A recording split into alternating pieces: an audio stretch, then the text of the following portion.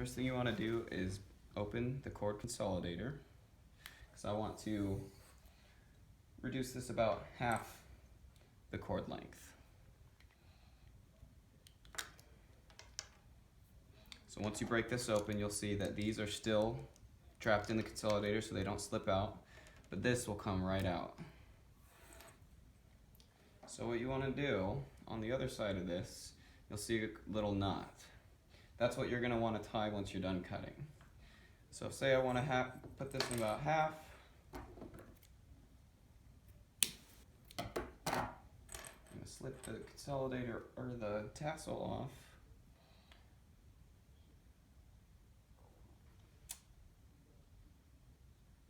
Route it back through the tassel.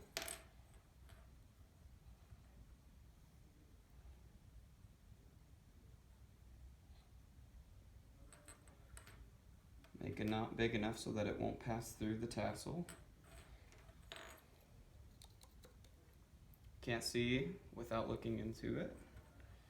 And you're going to slip this right back into the consolidator and clamp it shut.